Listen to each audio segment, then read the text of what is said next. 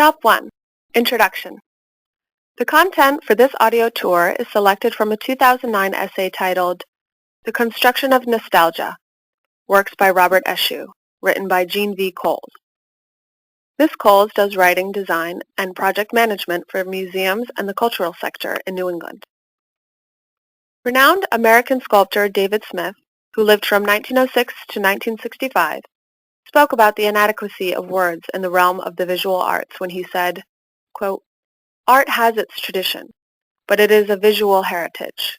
The artist's language is the memory from sight. Art is made from dreams and visions and things not known, and least of all from things that can be said. It comes from the inside of who you are when you face yourself. It is an inner declaration of purpose." Unquote. Robert Eshoo also feels that art is a language that speaks about profound things if we take the time to listen to and communicate with it. The language of art is not straightforward but full of nuance. In art, seemingly disparate and often mysterious elements, like the components of a Robert Eshoo construction, are chosen with care, then woven together in a lyrical way.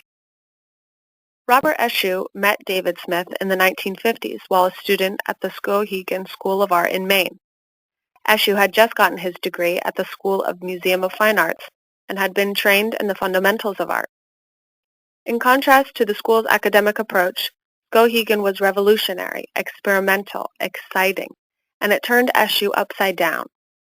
Each week, a master artist would visit to critique the student's work. One week, that artist was David Smith. But in the throes of creative crisis, Eshoo did not put up any work for review. Instead, he retreated to a field on the property with some crayons, black ink, and mat board. Deep in thought and distractedly drawing, he did not notice that Smith had walked up behind him. When Smith asked him what he was doing, Eshoo honestly answered, "I don't know." Smith's response was, "Keep doing it."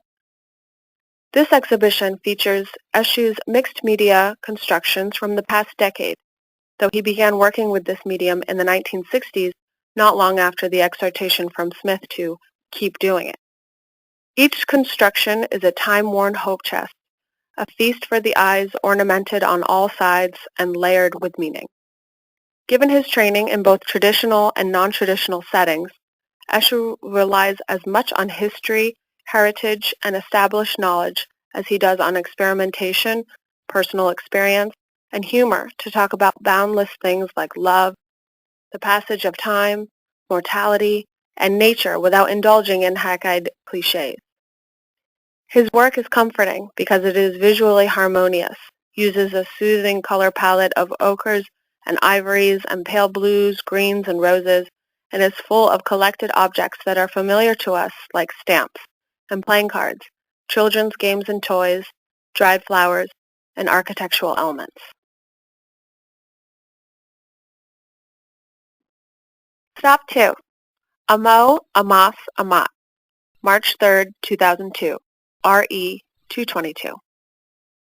Amo, Amas, Amat is a striking example of how combining objects based on color, composition, and texture can make a theme compelling, in this case love, that often risks being trite. A discolored piece of Victorian wallpaper with precious pastel flowers is contrasted by a graphically strong but still faded black and white striped wooden board. The velvet, heart-shaped pincushion might have at one time been a deep and brilliant red, but like love itself can do, it has faded. The two wooden lovebirds also bear the ravages of time. The frayed mat on which they sit does not seem worthy of being used on a work of art, and the paper, for a love letter perhaps, is stained and wrinkled. The work might read as a melancholic, but it can also be considered homage to even aged and faded love. The title, conjugating to love in Latin, expresses that love is as old as language itself.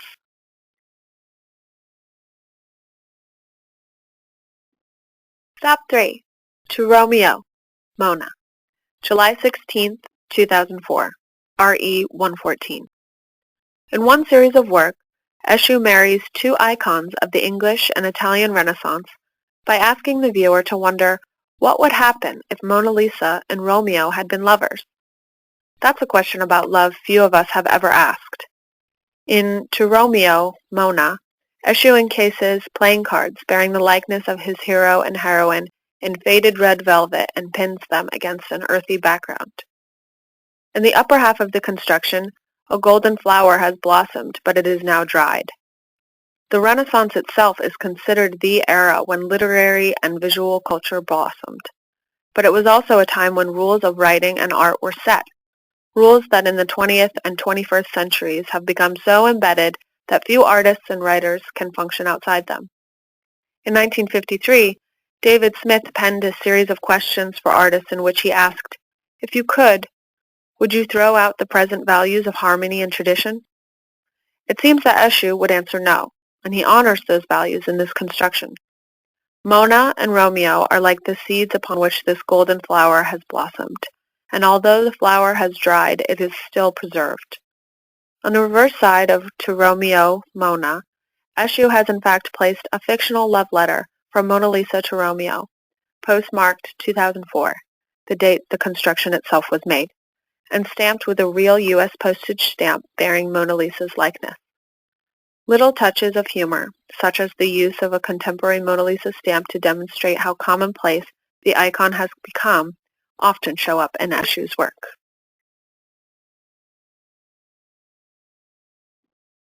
Stop 4. Romeo's Love, September 10, 2004, RE 116. Though Eshoo chooses not to denounce harmony and tradition, he does challenge us to question the rules about looking at art.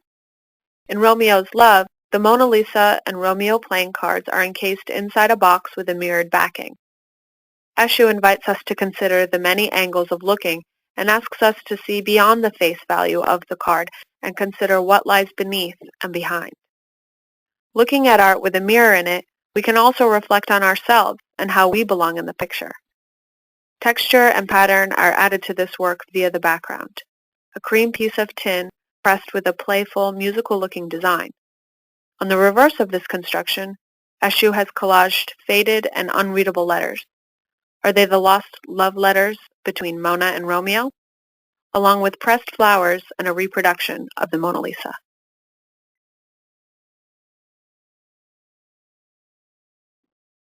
Stop 5. Letters, June 8, 2004, RE 224. Letters also feature heavily in Eshoo's work, hearkening back to his feeling that art says something. In Letters, an antique marbled notebook, at one time the home of someone's most important thoughts, is itself the object of importance. It is laid flat on the surface of the composition, and its marbled cover and frayed edges are the focal point of the piece. On the front cover of the book, Eshoo has placed a sepia-toned image of a man, perhaps the author of the letters. On the back cover of the book, Eshoo has artfully pinned an open envelope with its contents peeking out. Written in French in 1926, its original meaning is elusive to the viewer. But even if it were written in English, or the viewer could speak French, the content of the letter is unimportant anyway. Written, sealed, stamped, and delivered many years ago, the letter takes on a new life as a beautiful object that remains as a witness to the passage of time. Stamps and letters in French are placed in a collage on the back, and it's the exquisiteness of the stamps and the magnificence of the handwriting that make this piece striking.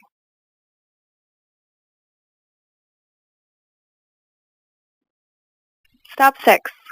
Tempus Fugit 4, August 23, 2003, RE 117.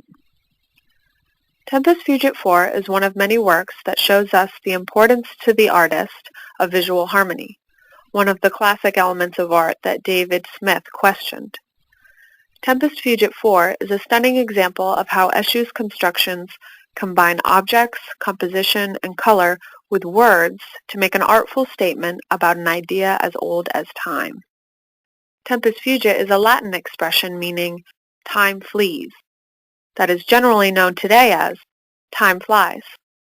Time literally flies in Eshoo's work as the stuffed fabric bird is the cog around which a clock, painted on an antique plate, runs. The round shape of the clock is echoed in the buttons placed in a circle around the plate.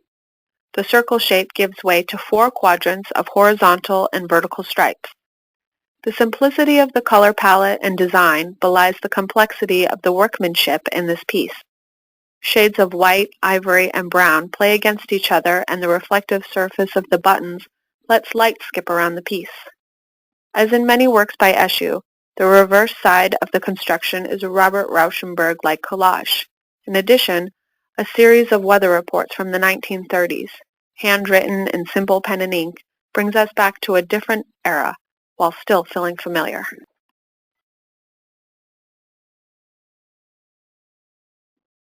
Stop 7. Self-Portrait 3. June 26, 2003, RE 29. This work incorporates the astrological theme, a metaphor for the passage of time in a grand sense that continues in other works.